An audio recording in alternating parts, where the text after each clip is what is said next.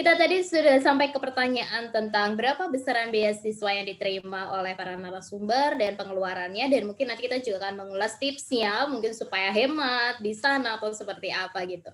Mungkin saya dibantu Mbak Gloria untuk share grafiknya terkait dengan besaran beasiswa yang diperoleh narasumber. Kita lihat teman-teman. Oke.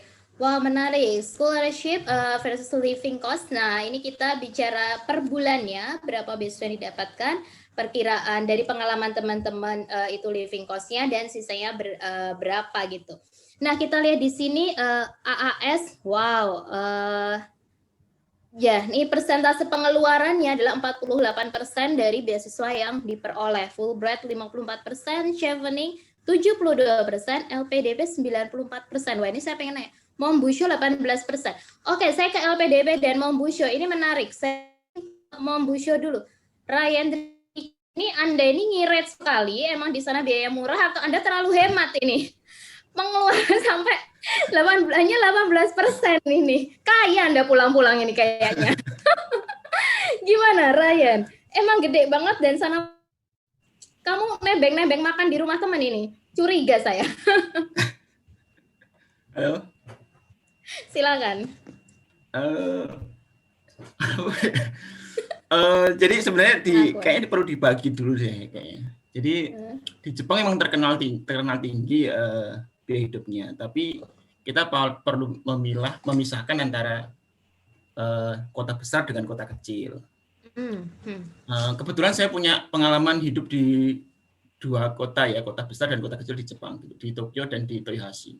Toyohashi kotanya kota kecil, dan jadi kalau misalnya kita membreakdown living expenses itu kan sebenarnya kan akomodasi dan non akomodasi. Non akomodasi itu kayak kuota internet, transportasi, dan makan.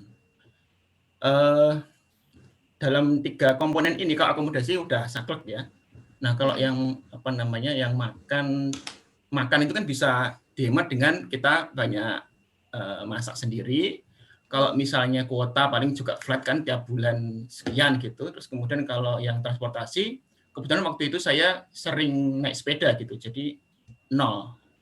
Tapi mungkin sering nggak naik sepeda, jadi saya pakai naik bis itu ketika winter gitu, ketika sekali gitu. Nah, saya males naik sepeda, nah saya naik bis.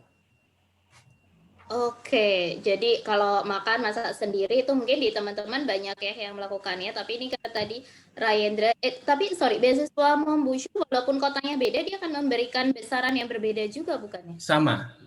Oh, oke. Jadi kalau misalnya dapat Mombusho tapi kuliahnya di Tokyo, kemungkinan pengeluarannya jauh lebih besar daripada seperti Ryan di kota yang lebih kecil. Betul. Oh, oke. Menarik ini. Oke, berarti kalau yang mau nabung banyak, pilih univ yang di kota kecil. Tipsnya. Bisa jadi tips ya. Bisa jadi tips. Thank you, Ryan. Saya ke LPDP, Mas Hardika. Ini saya ini ngapain aja Mas di sana, Mas? Ini memang LPDP itu beasiswanya sedikit atau emang Mas Hardika di sana ngapain aja nih? Penasaran. Ada cerita unik sebenarnya. Kenapa? Untungnya LPDP kan tergantung negara dan kotanya masing-masing ya. Dan LPDP kan nggak cuma satu negara. Jadi setiap negara itu punya living cost-nya kan macam-macam per bulannya. Dan waktu itu memang ketika saya jadi OD LPDP waktu itu di Hong Kong itu saya satu-satunya waktu itu.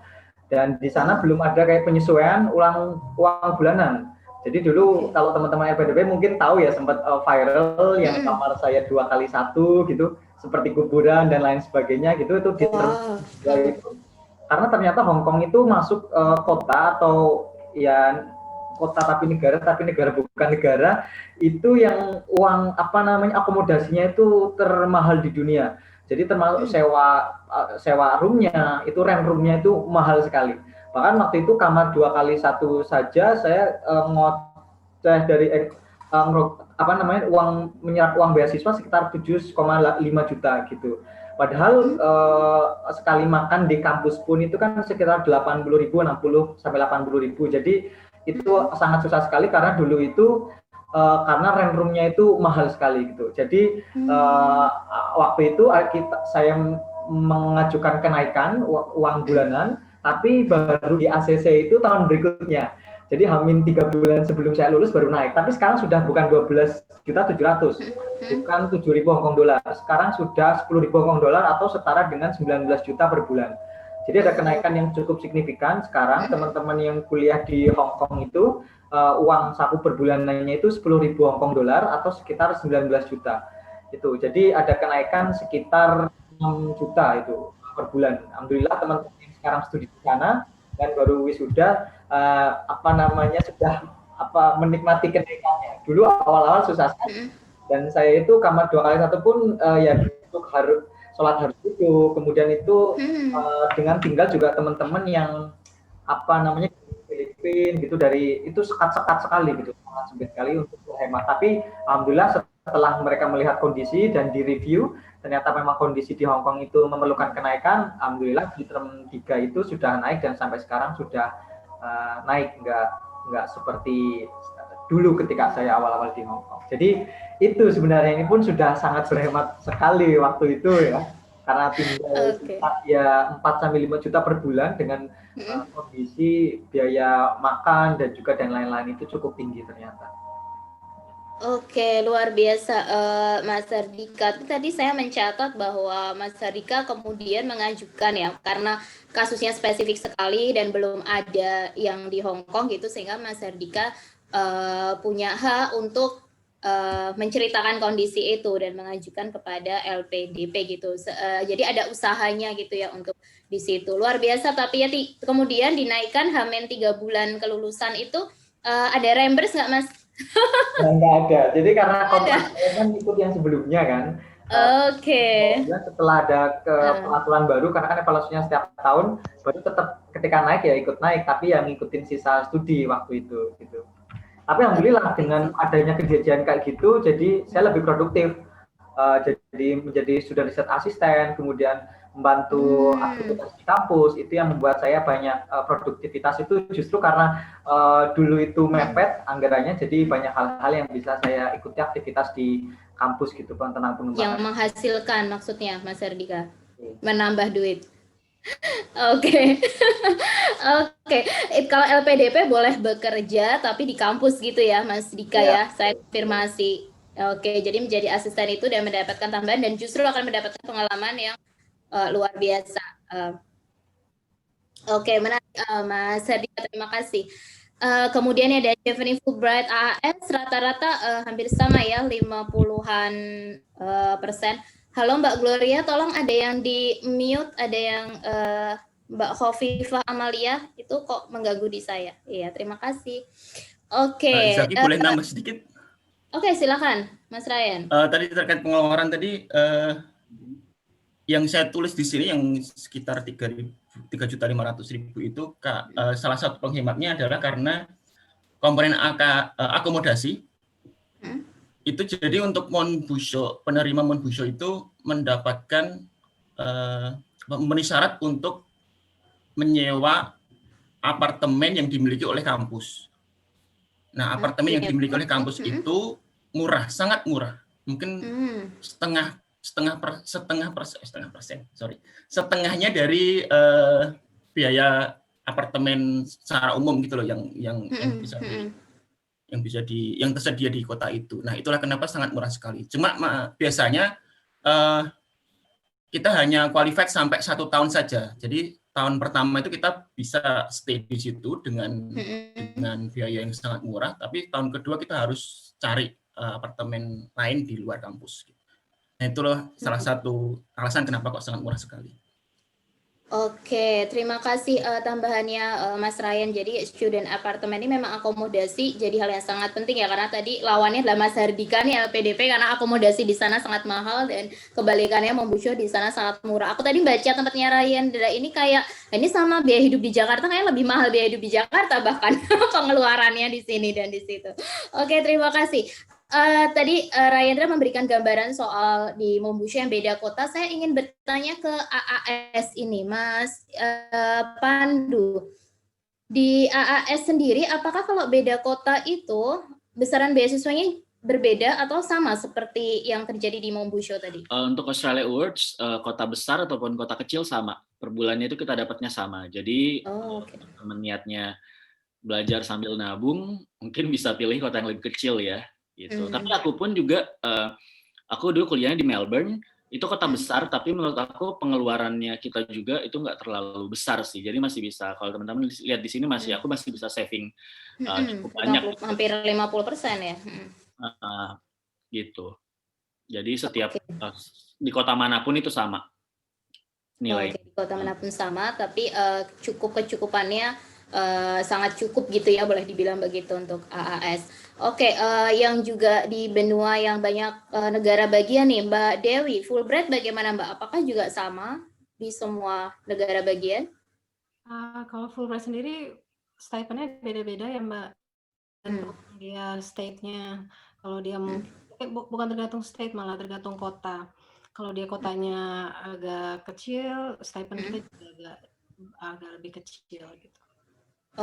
Jadi kalau Fulbright itu tadi mungkin bisa memberikan gambaran kepada teman-teman, dan untuk chevening ini Mbak Mutia juga cukup aman. Mungkin sekarang saya nanya ke Mbak Mutia dulu, benefit yang didapatkan Mbak Mutia selain finansial dan ilmu gitu ya, apa kalau dari chevening?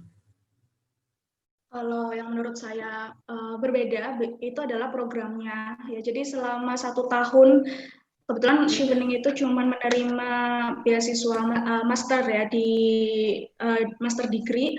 Selama 1 tahun kuliah di Inggris, dari chevening memiliki banyak program. Saya cerita yang sebelum corona ya. Jadi banyak sekali, setiap bulan kami para scholar itu menerima yang disebut dengan scholargram. Scholargram itu isinya adalah opportunity ya, bisa ada lomba sesama scholar chevening, terus ada beberapa program-program yang berkaitan seperti British culture dan juga history. Ada juga program-program yang sifatnya pengembangan diri, jadi leadership workshop, networking workshop, dan lain sebagainya. Waktu itu saya pernah ikut satu programnya chevening, namanya itu adalah Cottonopolis, jadi mengeksplorasi sejarah tekstil di kota Manchester. Nah, itu juga dengan beberapa scholar chevening dari negara yang lainnya. Jadi di dalam satu program itu kita bisa berinteraksi, bertukar pendapat, tapi juga ada semacam sisi fun-nya juga. Dan memang dari situ adalah merupakan satu wadah untuk bisa berkenalan atau berinteraksi dengan scholar dari negara yang lainnya, sehingga bisa membentuk semacam konektivitas gitu, biar lebih engage gitu. Dan di berbagai macam, di setiap bulan kita bisa daftar itu. Mungkin kalau sekarang karena masih berada dalam pandemi, akan kurang begitu update ya kalau sekarang seperti apa. Tapi kalau yang dulu, jadi ada semacam program-program yang di luar kewajiban akademik, tapi juga bisa membantu atau menaikkan value kita sebagai seorang scholars ya, baik itu dari segi konektivitas, networking, maupun konten-konten yang mungkin bisa kita upgrade ya, dari leadership dan bisa, dan ya jadi kayak kurang lebih adalah training gitu ya. Ya, ada semacam sisi dari pengembangan dirinya seperti itu. Kalau saya pribadi, benefit lainnya selain itu juga lebih ke punya kesempatan untuk kuliah di Inggris dengan akses database yang lumayan banyak. Menurut saya juga lumayan benefit gitu ya bagi orang-orang yang mungkin arahnya pengen jadi seorang researcher, atau mungkin pengen punya track record yang baik sehingga bisa membangun koneksi dengan researcher yang ada di Inggris. Seperti itu. Jadi ada program training yang bahkan di luar bidang yang kita geluti untuk studi itu gitu. Saya mungkin jawab singkat saja. Kalau benefit selain ilmu dan juga finansial, mungkin ada program training atau dari alumni gitu. Dari Mas Pandu Australia. Mas Pandu Australia, Mas Pandu dari Australia. Karena di sini tulisannya Pandu Australia.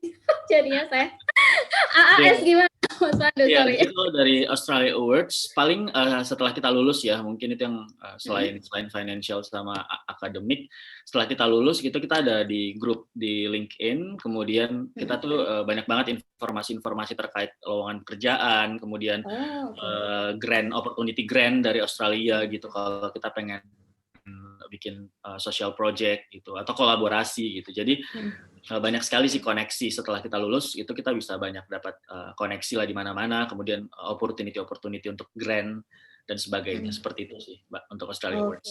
Untuk grant, jadi teman-teman yang menerima AA atau apa gitu ya, khusus penerima AAS gitu. Ya betul, tiap tahun akan ada sih. Jadi untuk kalau punya project misalnya kan gitu. Dan grant-nya itu sampai senilai mungkin 15.000 kalau nggak salah ya, 15 sampai 20.000 Australia dollar gitu untuk project tingkat gitu istilahnya. Wah, menarik ini, berarti kalau teman-teman yang punya project sosial mungkin di NGO atau kemudian research juga gitu ya, bisa punya kesempatan ketika menjadi alumni AAS. Terima kasih Mas Pando. Mas Hardika dari LPDP, apa Mas benefit selain ilmu dan juga finansial tadi? Oke, terima kasih Mbak Zaki. Kalau benefit lain yang didapatkan dari beasiswa, kalau menurut semestinya sama ya dengan teman-teman yang lain tentang networking. Tapi mungkin yang membedakan itu karena LPDP kan beasiswanya nggak hanya ke luar negeri, tetapi juga di dalam negeri. Nah, itu jadi kita itu jejaringnya itu dengan teman-teman beragam kampus di seluruh Indonesia pun ada gitu. Kemudian dengan beragam kampus di seluruh dunia pun ada gitu. Jadi ketika pergi ke setiap negara, daerah itu kalau sesama award di LPDP kan kadang kayak punya ikatan tersendiri ya, kayak sama LPDP PK berapa gitu, angkatan berapa, itu yang jejaring yang apa namanya juga memudahkan kita gitu untuk mencari informasi ataupun hal-hal yang kita butuhkan gitu. Jadi kalaupun di dalam ketika pulang ke Indonesia kan pergi ke kampus A, B, C kan selalu ada award di LPDP juga kan di sana gitu. Jadi ikatan di situ itu kuat sekali dan banyak sekali kayak tadi malam pun kita sampai malam tuh berdiskusi tentang social project, temu komunitas dari ikatan alumni LPDP dengan para komunitas yang teman-teman LPDP punya gitu untuk apa program yang bisa kita inisiasi bersama. Jadi setiap tahun pun ada massive action, kemudian program-program sosial dan lain sebagainya, itu yang apa namanya membuat kita itu kuat dan juga tujuannya semuanya itu kayak apa nih yang bisa kita lakukan juga untuk Indonesia dan visi misinya mengarah ke situ. Memang mungkin karena LPDP itu diarahkan juga untuk bagaimana kita berkontribusi ya ke negara, tapi beasiswa lain juga sama gitu. Hanya saja LPDP memang fokus sekali ke bagian situ, kemudian dengan teman-teman yang di beragam sektor, beragam kampus, kita rasa kayak nggak pernah sendiri juga gitu dengan teman-teman yang mungkin itu salah satu benefit sih, kayak pergi kemanapun itu selalu ada aja teman-teman LPDP dimanapun berada, termasuk kelurahan kan, mungkin kalau teman-teman luar biasa ada kelurahan LPDP kan di setiap negara, di setiap kampus gitu kan, lurah-lurahnya itu yang membuat kita, banyak sekali ya LPDP dimanapun dan ngerasa kayak deket kita dengan teman-teman yang lain. Mungkin yang saya rasakan sekali itu dengan benefitnya itu jejaringnya ini sih dengan teman-teman. Oke, jadi jejaringnya kalau kita lihat tidak hanya kalau orang misalnya kalau LPDP aku hanya temenan sama anak Indonesia, tapi kalau misalnya kuliahnya di luar negeri malah dapat dua-duanya ya Mas Dika, dengan teman-teman yang sesama mahasiswa di sana, kemudian juga mahasiswa internasional di sana, dan dapat di sini. Menguntungkan karena kami sering dapat narasumber itu dari teman-teman LPDP, cariin dong gitu teman yang begini-begini ceritanya gitu. Jadi nanti dicariin lagi gitu. Ini termasuk Mbak Andina Ratrin ya, anak LPDP yang menghadirkan teman-teman semua di sini. Kemudian Mombusho, Ryan, apa benefitnya? Selain tadi Anda sudah mendapatkan banyak benefit dari finansial juga dan juga ilmu. Karena pertanyaannya dari beasiswa ini, jawabannya tidak ada.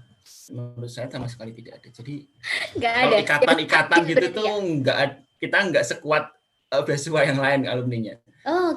Tapi kalau benefit sebagai mahasiswa S2 di Jepang, nah itu banyak. Misalnya contohnya supervisor itu baik banget ya. Misalnya kayak beliau bersedia memberikan rekomendasi kalau misalnya kita mau kerja di Jepang gitu. Jadi dia ikut merasa bertanggung jawab untuk masa depan mahasiswa-mahasiswanya gitu. Sebentar, sebelum lulus itu. Emang nggak ada tuntutan untuk balik ke Indonesia kalau dari Mombusho itu bahwa Anda di negeri ini? Oh nggak ada. Berarti kalau kita beasiswa Mombusho habis itu mau kerja di Jepang bebas? Bebas ya kayak tadi yang saya bilang, misalnya kalau mau sebelum lulus itu biasanya ditanyain dulu sih sama senseinya kan, kamu mau gimana rencananya, mau kerja di sini atau mau pulang atau gimana, atau mau S3 lagi gitu. Nah, kalau misalnya contoh jawabannya kita, saya mau cari kerja di sini gitu. Oh iya, cari kerja di sini, di sini, di sini, sini. Karena kan sensei kan tentu pengalamannya banyak ya dan linknya banyak.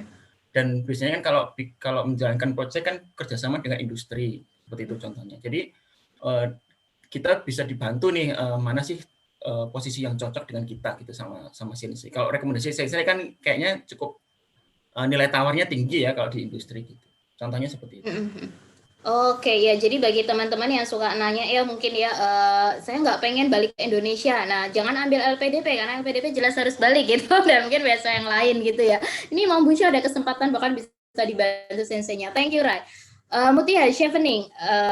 Tadi Chevening udah, sorry, Mbak Dewi, aku kalian Mutia. Ini sampai pusing karena sumbernya banyak. Fulbright Mbak Dewi, benefit yang diperoleh. Saya pikir sama juga dengan beasiswa-beasiswa yang lain, networking, connection, kesempatan untuk berkolaborasi itu sangat besar karena beasiswa seperti Fulbright, Chevening, AS kan cakupannya internasional sekali ya, maksudnya worldwide gitu. Itu mungkin salah satu yang menjadi kelebihan beasiswa-beasiswa ini. Dan juga kalau dari Fulbright itu kan tidak hanya dari negara lain ke Amerika ya, tapi dari Amerika juga ke berbagai negara. Jadi nama Fulbright itu udah sangat besar untuk orang Amerika sendiri. Jadi kayak pengalaman saya kalau saya daftar kampus kemarin itu ya, ketika saya kasih tahu saya dapat beasiswa Fulbright, mereka sangat welcome dan kesempatan untuk diterimanya lebih besar gitu karena tahu. Wow, mau ya di sana. Dan selain itu juga ya itu tadi kayak mungkin kita mendapatkan kesempatan untuk bisa berkuliah di kampus-kampus terbaik di dunia di Amerika Serikat gitu, itu juga menjadi salah satu nilai tambahan. Fulbright ada training di dalamnya nggak Mbak Dewi seperti Chevening tadi? Karena saya belum ngalamin ya, tapi kalau yang saya lihat sebelum ada COVID juga gitu, biasanya ada conference di awal tahun, di tahun pertama gitu. Tapi saya belum tahu sih kalau COVID ini nanti bagaimana. Oh, oke. Tapi dulu ada itu ya program itu sama tadi kasusnya dengan ya dikumpulkan. Chevening. Oke, terima kasih. Ini karena Q&A-nya sudah banyak, jadi mungkin kami akan pilih beberapa pertanyaan dan ini saya sudah dipilihkan oleh teman-teman di tim ini akademi. Mungkin ini pertanyaan saya bantu teman-teman untuk ditujukan ke narasumber yang sesuai dengan pertanyaannya. Ini yang pertama mungkin ke Mas Pandu. Karena di sini ada pertanyaan, mostly dia ketemu penerima beasiswa itu untuk jadi dosen. Bagaimana kunci mendapatkan scholarship bagi profesional tujuannya adalah meningkatkan peran karir atau mungkin tidak jadi dosen. Karena di sini Mas Pandu ada masuknya di NGO ya setelah lulus dari AAS gitu. Bagaimana kalau tips dari Mas Pandu bagi yang tidak ingin menjadi dosen? Iya, sebenarnya kalau tidak ingin menjadi dosen, berarti teman-teman sudah harus punya pengalaman kerja ya, misalnya yang relevan. Karena teman aku juga ada kok kerja, dia kerjanya di Samsung, dapat Australia Awards gitu. Jadi sebenarnya tujuan beasiswa Australia Awards kan development ya. Jadi kayak kira-kira apa sih yang bisa kamu kontribusikan untuk bangun Indonesia gitu dari berbagai macam bidang keilmuan gitu. Jadi aku sarankan sih buat teman-teman yang mau dapat Australia Awards atau daftar dan memang tidak ingin jadi dosen gitu. Kalau memang tidak ingin jadi dosen, baiknya punya pengalaman kerja dulu gitu. Karena di Australia Awards pengalaman kerja sangat penting. Mereka akan sangat-sangat melihat itu ya gitu. Karena dan aku sarankan juga sih based on my experience ya. Jadi di kelas itu aku banyak teman, apalagi jurusan sosial, teman aku banyak yang fresh graduate juga. Dan pada saat kita kuliah itu, kita pembahasannya itu kan study case ya, jadi studi kasus. Buat anak-anak fresh graduate yang nggak punya pengalaman di lapangan, kebanyakan bengong, karena dia nggak tahu gitu ngebayangin teman dari Afrika yang sudah punya 10 tahun pengalaman di lapangan ini, ketika dia share, dia kayak benar-benar nangkepnya itu susah gitu. Jadi aku sarankan ketika teman-teman mengambil S2, mungkin ya kalau jurusan seperti jurusanku gitu, baiknya punya pengalaman kerja dulu gitu. Jadi teman-teman begitu S2, karena kebanyakan tuh study case biasanya yang dibahas, jadi teman-teman juga udah enak gitu, ada gambaran, oh dulu aku pas kerja tuh kayak gini gitu. Jadi untuk Australia Awards, kalau nggak mau jadi dosen, pengalaman kerja diperkuat dulu gitu. Oke, jadi pengalaman kerjanya diperkuat karir profesional. Mungkin seperti Mbak Dewi juga sudah ini ya bekerja di BNN gitu, kemudian mendaftar Fulbright di bidang yang memang bidang kerjanya Mbak Dewi ini. Mungkin semoga menjawab ke Mbak Adele dari Duma ini, dari Riau. Oke, kemudian ada dari Mbak Nur, kelima beasiswanya bisa mendapatkan biaya untuk membawa keluar nikah. Nah, ini mungkin universitas belum membahas ini. Ada nggak yang Evening, mau Busho, AAS, Fulbright, LPDP mungkin ada? Nggak semua? Nggak ada. Nggak. Australia Awards nggak ada istilahnya uang tambahan ya untuk keluarga. Cuman setahu aku untuk visa itu di cover gitu. Tapi untuk insurance itu enggak, living cost tidak. Cuman kalau yang punya anak itu sekolah gratis. Sama kalau yang punya ya kalau mau sekolah SD gitu, kemudian kalau tempat penitipan anak gitu biasa dapat diskon sampai 80% lah istilahnya kalau ibunya juga kerja gitu kan di sana part time gitu. Jadi nitip anak ke itu ada diskon lah. Jadi dimudahkan dalam hal itu. Tapi kalau biaya tambahan gitu uang saku tambahan tidak ada. Oh, oke. Jadi tidak ada tunjangan keluarga. Fulbright juga begitu, Mbak Dewi ya? Ada yang mau disampaikan? Untuk Fulbright juga nggak ada tunjangan keluarga, dan visa juga nggak ada tunjangan, jadi semua diurus sendiri. Semua diurus sendiri. Baiklah, ini untuk jenjang S2 ya teman-teman. Kalau mungkin S3 nanti skemanya akan berbeda lagi, tapi tidak ada. Tapi kalau nanti mungkin teman-teman tadi seperti yang dilihat di grafik, misalnya itu kayak Rayendra di Jepang gitu, mungkin bawa keluarga menjadi cukup gitu ya kalau di kota yang kecil gitu. Satu orangnya aja tadi 3,5 aja ya. Boleh tambahin nggak ya? Oh iya, silakan.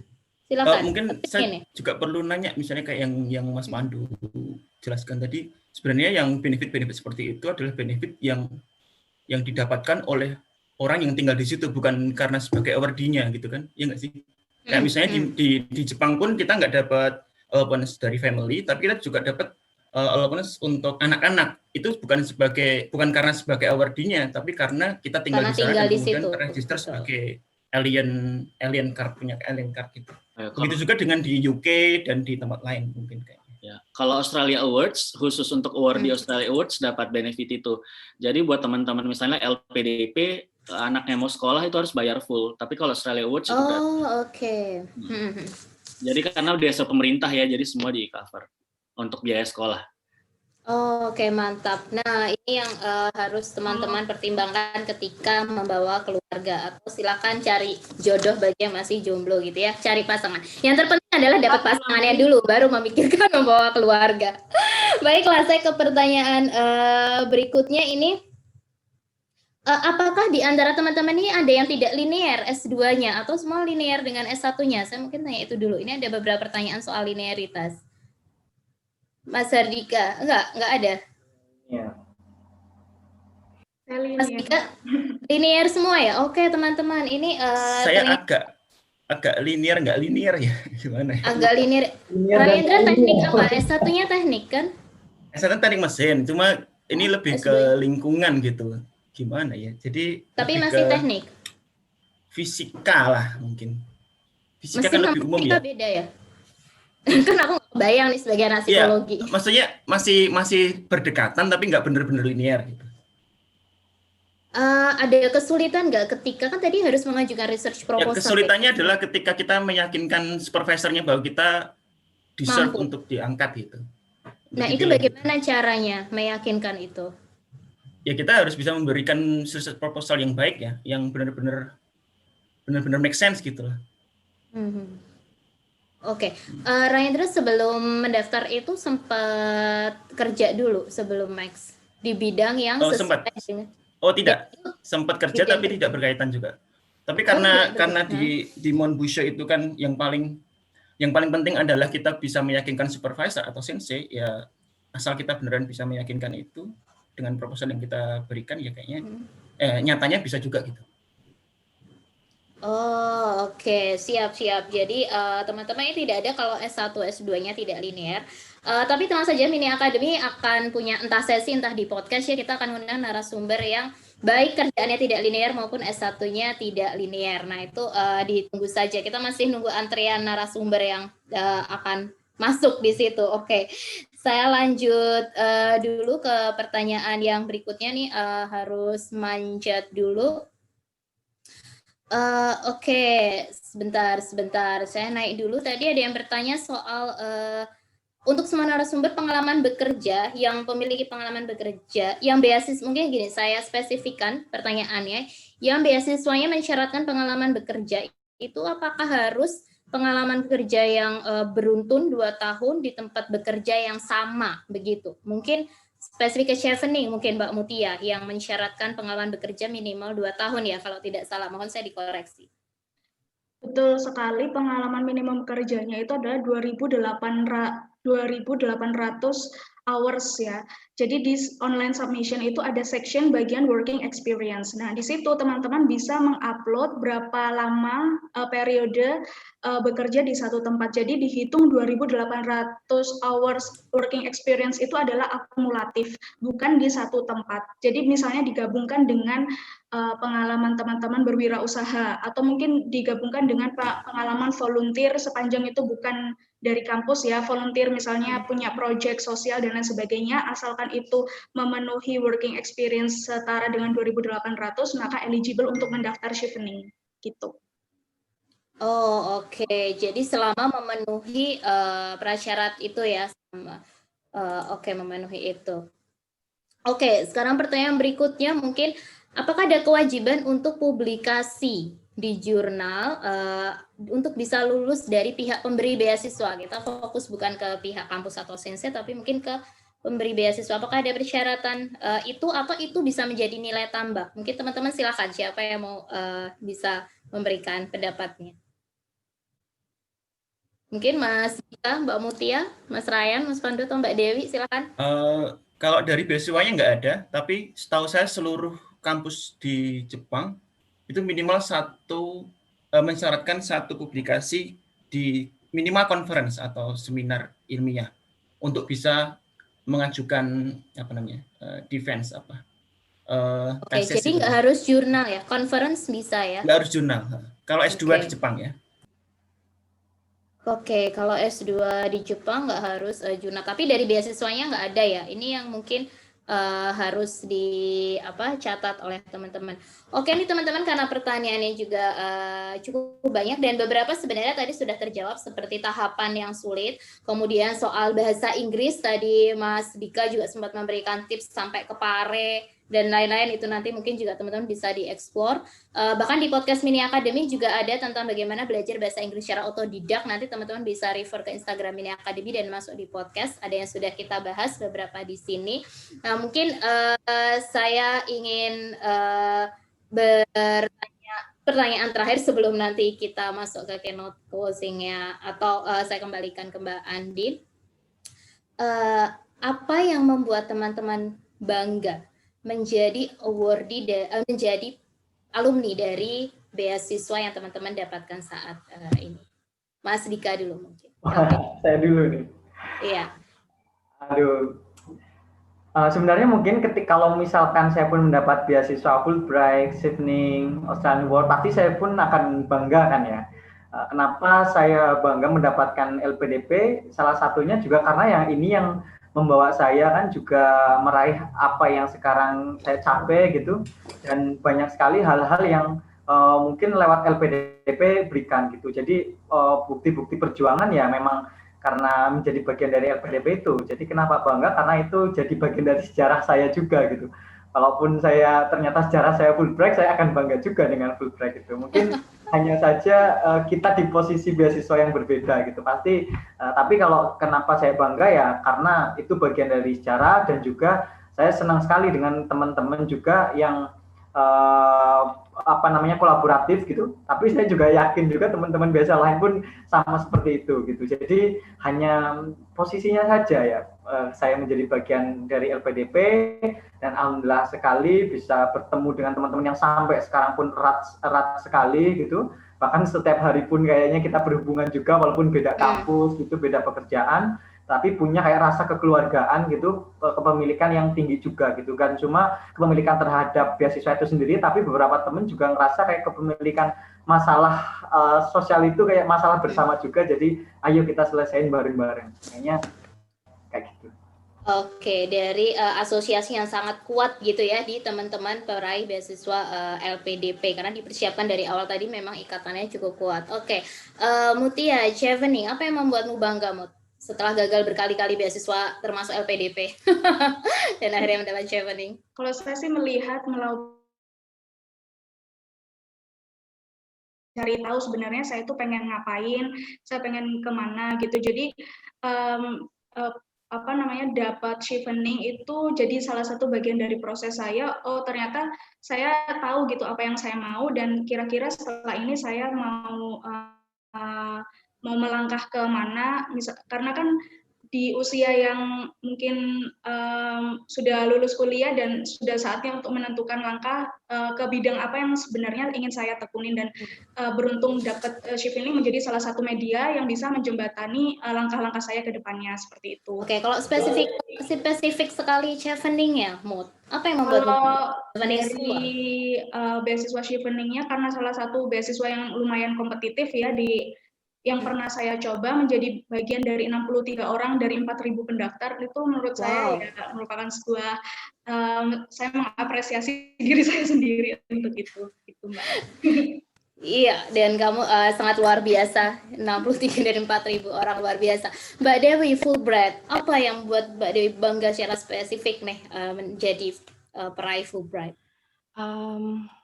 Gini, jadi mungkin kalau banyak beasiswa dengan segudang pengalaman akademis, non-akademis bisa lolos itu wajar ya, karena punya background yang kuat, punya modal yang kuat. Tapi kalau ada penerima beasiswa yang mungkin pengalaman non-akademisnya pas-pasan, terus TOEFL juga pas-pasan, CV juga nggak bagus-bagus banget, itu ya saya gitu ada. Jadi apa ya, ya ada kebanggaan, jadi saya bisa setidaknya bisa memberikan apa ya, motivasi kalau ternyata nggak ada loh orang yang pas-pasan aja gitu tapi bisa lolos. Oke, tapi kalau dari Fulbright-nya sendiri Mbak, kalau orang pas-pasan mungkin masih bisa dapat LPDP yang lain-lain gitu, tapi apa yang paling membuat bangga sebagai Fulbright awardee atau apa sebutannya, saya nggak tahu kalau Fulbright. Ya kesempatan untuk ini ya Mbak, untuk sekolah di Amerika Serikat mungkin ya. Karena Amerika itu ya satu negara yang menjadi kayak jantung peradaban, salah satu jantung peradabannya orang di dunia gitu. Terima kasih Mbak Dewi. Mas Pandu dari Australia Awards, apa Mas yang buat bangga menjadi penerima beasiswa AAS dan juga Alison Sudrajat Award ini, outstandingnya AAS ini? Iya, jadi hampir sama juga sama teman-teman yang lain tadi, bahwa ini suatu kebanggaan ya, kayak pencapaian kerja keras aku selama ini gitu kan, untuk mimpi aku gitu kan. Jadi begitu dapat ini semacam kayak self reward lah gitu, bahwa hasil kerja keras aku udah tercapai gitu. Dan Australia Awards secara spesifik adalah beasiswa yang cukup prestisius gitu, dan tidak semua orang bisa dapat beasiswa ini gitu, dan itu juga yang menurut aku jadi kebanggaan tersendiri. Dan ditambah lagi tadi aku dapat Alison Sudrajat Prize, kayak another achievement juga gitu di situ, yang aku bahkan nggak nyangka gitu bisa masuk 5 besar ya dari istilahnya yang dapat dari beasiswa itu. Dan di situ juga benefit lain sebenarnya yang aku dapatkan gitu. Jadi kemarin dari uang yang aku terima dari Alison Sudrajat itu, aku mengikuti beberapa academic conference kayak di Irlandia, di Swiss, sama di Jepang gitu, dan itu banyak banget bisa menambah pengetahuan dan ilmu aku yang sekarang aku coba terapkan di Indonesia. Oke. Jadi kesempatan mendapatkan Alison Sudrajat Award itu juga jadi salah satu hal yang membuat Mas Pandu bisa bangga menjadi awardee AAS. Oke, terakhir Rayendra, apa yang membuatmu bangga menjadi awardee dari beasiswa? Pertanyaannya cukup bikin speechless ya, karena saya sempat berpikir, emangnya saya bangga ya dapat ini. Oke, ini menarik ini. Harusnya pertanyaan aku tadi gitu ya, bangga nggak sih atau jangan-jangan biasa aja? Tapi kayaknya cuma dirimu nih, yang lainnya semangat menjawab. Terus makanya saya sempat merenung sebentar. sebenarnya Kalau nggak nggak terlalu bangga, nggak bangga sekali gitu. Tapi setidaknya saya merefleksikan ya, dengan menjadi penerima beasiswa Monbusho, bukan karena beasiswa Monbusho-nya, tapi karena sebagai orang alumni pendidikan Jepang, saya merasakan beberapa manfaat. Misalnya contoh, Jepang itu sangat termasuk yang paling intens memberi baik hati memberikan hibah-hibah dan program-program dalam dunia akademis gitu.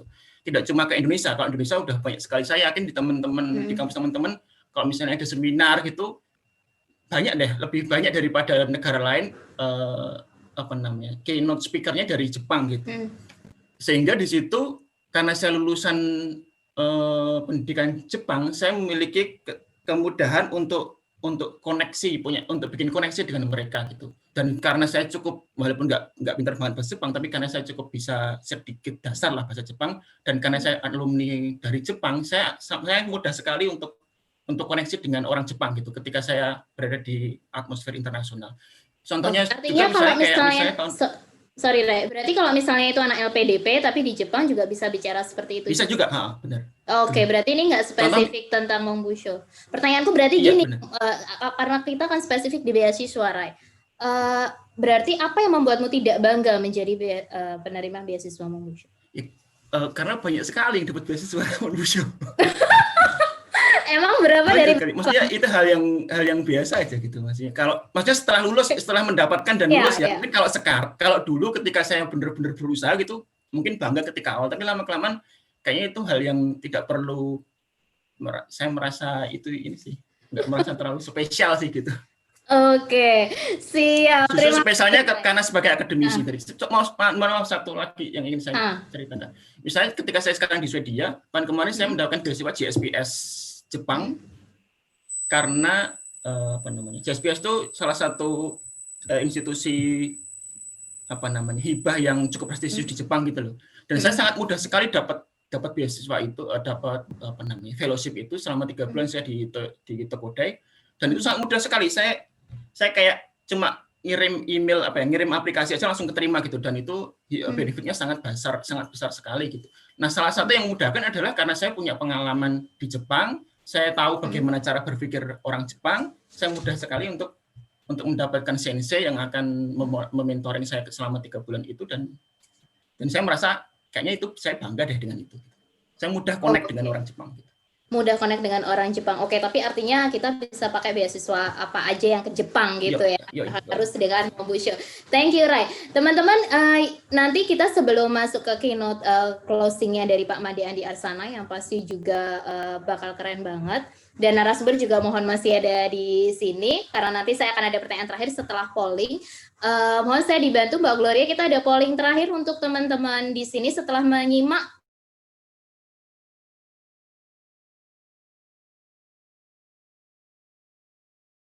pada narasumber beasiswa apa yang juga ingin narasumber kejar. Oke, sekarang ke peserta dulu. Beasiswa mana yang ingin dikejar? Silakan, Mbak Andin, mungkin saya dibantu untuk mendorong teman-teman mengisi polling. Oke, nah teman-teman pollingnya sudah ada di layar. Sekarang masih ada 280 orang yang stay di dalam Zoom. Lalu kita akan tunggu sampai ya 280 orang lah mengisi gitu ya. Kira-kira apakah ada perubahan nih dari pertama tadi ya? Kalau tadi pertama itu banyak banget yang pengen LPDP, sekarang ternyata udah mulai bergeser nih Mbak Zaki, 45% milihnya. Ada referensi lain ya? Iya, apakah gara-gara Mas Dika kamarnya cuma 2 kali 1 aja? Sekarang ada Iya, cuma di Hong Kong aja padahal ya Mas, nggak nanya nih saya yang terus pada pindah ke Jepang, pada pindah ke Max nih. Iya, jadi Fulbright masih dikit. Kayaknya orang-orang ini tidak termotivasi untuk JRE sama JMAT ya. Jadi motivasi itunya masih belum ada. Ya kalau aku itu, Din, IQ Indonesia aja aku jongkok, IQ-nya bahasa Inggris, Din. IQ-nya bisa kebayang nggak sih? Ya nanti kita cek dulu. Oke, tapi Chevening sama LPDP ini sama Max masih kejar-kejaran ya. Mbak Dewi ini Fulbright ini saingannya dikit ternyata Mbak, kalau nanti pada mau ikut yang di sini. Saingannya dikit. Teman-teman mungkin bisa cek resume sesi tentang beasiswa Fulbright, judul ada di Instagram Academy, Din. Beasiswa Fulbright, apakah benar-benar full dan bright gitu judulnya. Itu ada resumenya yang lebih detail lagi tentang beasiswa Fulbright. Betul. Tapi kita lihat lagi sampai 250 ya Mbak Zaki, kita tunggu ya. Biar Siap. Kan 78 voters, kita sampai ke 80% lah. Teman-teman ada di layar yang belum nge-vote, kita tunggu dulu bentar. 222 nih, nambah nggak? Ini memang cocok-cocokan ya. Kalau ada yang cocok seneng kumpul-kumpul kayak Andin ini, LPDP cocok banget kayaknya. Andin ini kan banyak afiliasinya ya. Kayak di mana-mana ada gitu Andin itu. Karena nganggur itu Mbak. Oke. Kalau Max tadi kayak Rayendra gitu. Ya. Max gitu, nggak ikatan alumni nggak kuat. Chevening sangat kuat sekali. Ya, ini gimana nih? Udah stop nih? Udah nggak ada? Benar. Oke. Udah langsung di Oke. Siap. Coba kita tunjuk persentasenya, Din. Sip. Ya, kita bacain ya, Mbak. Ini aku sambil screenshot juga. Jadi ternyata ada perubahan yang cukup signifikan ya. Sekarang LPDP turun nih. Pamornya langsung jadi 6. Wah, gara-gara AAS, wow. AAS akan banyak banget ya. Apakah ini gara-gara Mas Made Andi atau gara-gara Mas Pandu yang menerima? Mas Pandu tadi honors gitu. Jadi semakin banyak pengikutnya nanti berarti kayaknya Mas Pandu akan diundang lagi ya di sesi Betul. Siap-siap nih untuk bisa dapat dan lolos AAS. Betul. LPDP nanti biar nggak sedih-sedih banget kita bandingin sama yang pendapatannya bisa tajir melintir ya Pak. Enggak gitu. Iya nih, Andin harus bandingin sama yang kota lain nih. Iya benar-benar yang mungkin kayak di Swedia atau di New Zealand gitu. Tapi Andin ini fenomena menarik karena 1 tahun lalu kita mengadakan scholarship campaign juga offline dan sama hasilnya LPDP turun dengan sangat signifikan. Dari yang tadinya bahkan lebih dari sini signifikan Andin. Jadi pas awal tuh LPDP tuh banyak banget hampir 90%. Pas akhir itu cuma 15%, 20%. Pokoknya dikit banget lah gitu. Dan waktu itu yang naik karena waktu itu kita ada di AAD. Waktu itu yang naik adalah beasiswa di AAD Jerman. Aku masih ingat dan AAS juga naik dengan signifikan sekali gitu. Oke. Menarik ini. Oke, terima kasih Andin. Terima kasih ke teman-teman yang sudah ikut.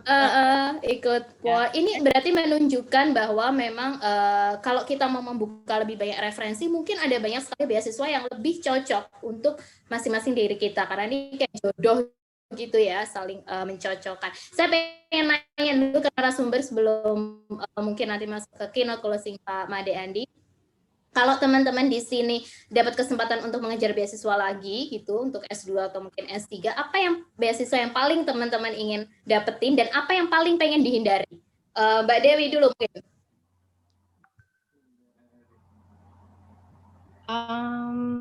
Yang mungkin pengen nyoba AAS kali ya. Nyoba AAS, yang paling pengen dihindari apa Mbak?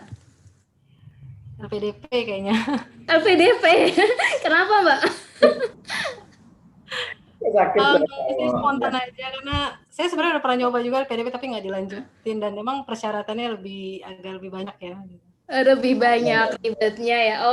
Oke. Mas Dika nih alumni LPDP, kalau apa Mas yang pengen didapetin lagi dan yang pengen dihindari? Jangan-jangan mau menghindari LPDP malahan. LPDP memang prosesnya panjang ya, dan juga sama sekarang pun prosesnya masih harus panjang sekali. Tapi saya tetap masih pengen LPDP juga, tetapi juga ada yang paling pengen dihindari? Kalau dihindari nggak ada.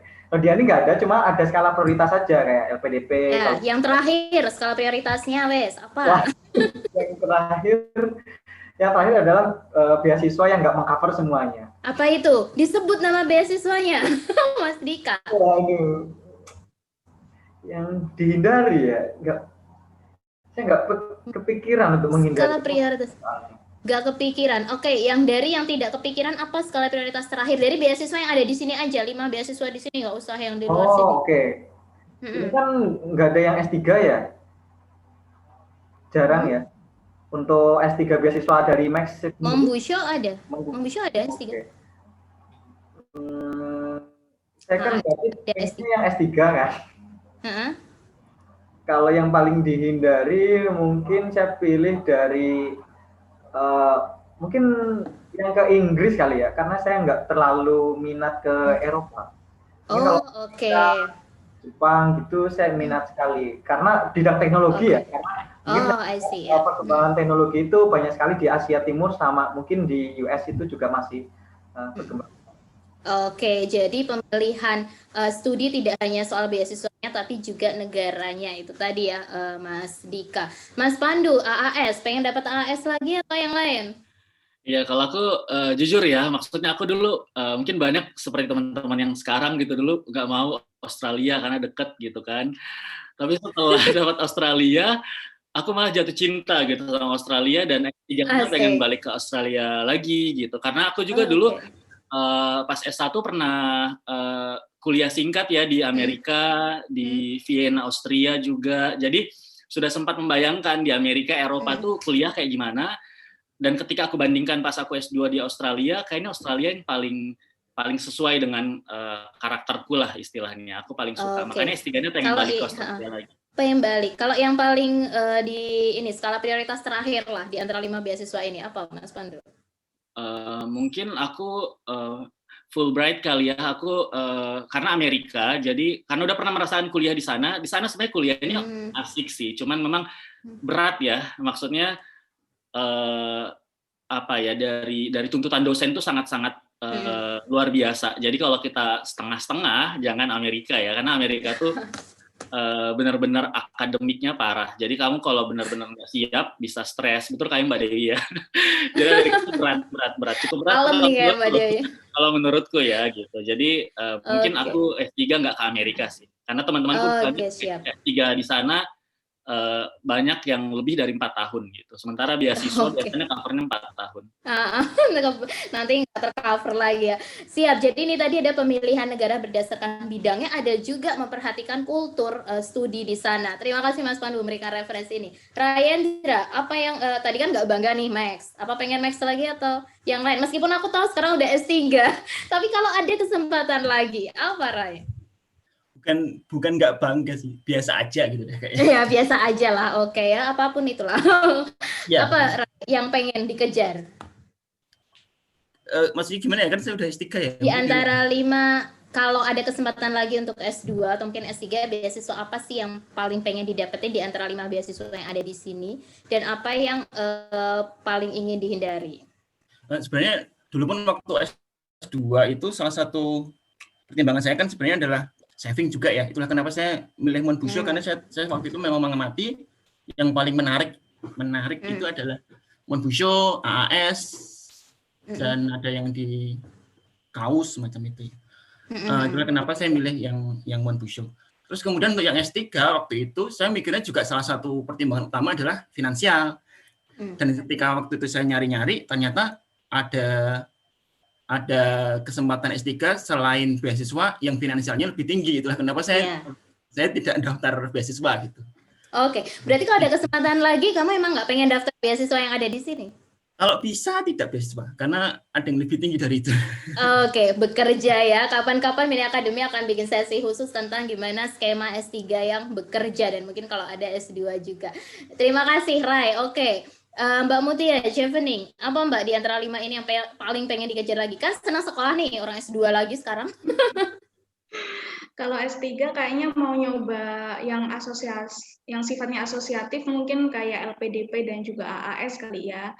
Tapi di luar itu ada banyak skema S3 yang seperti bekerja, yang saya tahu di beberapa di kampus di Inggris itu skemanya, dan juga di Eropa, yang seperti bekerja gitu. Jadi kita PhD student with, kayak ikut supervisornya atau ikut profesornya gitu. Iya. Kalau beasiswa berarti LPDP. Iya. Kalau yang paling pengen dihindari? Oh ya. Yang pengen dihindari mungkin belum ada ketertarikan ke Amerika mungkin, dan juga beasiswa yang tidak qualified kayaknya ya. Misalnya seperti partial funded itu mungkin juga saya kurang berminat.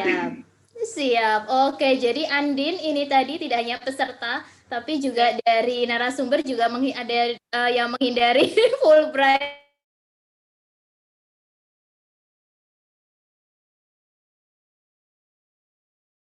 Oke, terima kasih untuk para narasumber, satu kesempatan yang luar biasa bisa menyimak dan mendengarkan pengalaman teman-teman. Karena apapun yang teman-teman pilih beasiswanya itu pasti sudah yang terbaik untuk teman-teman. Yang tidak boleh dilupakan adalah perjuangan di balik itu semua dan apa yang teman-teman dapatkan setelah mendapatkan beasiswa. Setelah ini kita akan menyimak closing dari Pak Made Andi Arsana dan nanti langsung saya kembalikan ke Andin. Saya Zaki sebagai moderator. Mohon maaf bila ada kesalahan. Saya pamit undur dan saya persilakan kepada Mas Made Andi Arsana untuk keynote closing. Silakan Mas Andi.